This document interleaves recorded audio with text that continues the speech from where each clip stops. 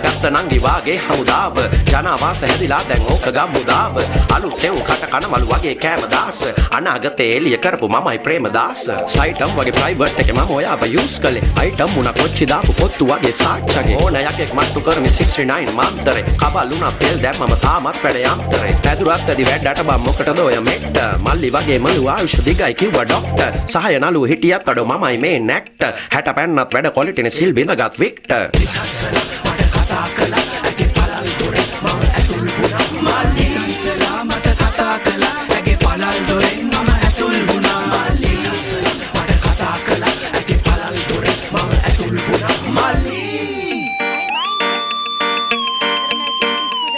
මල්ලි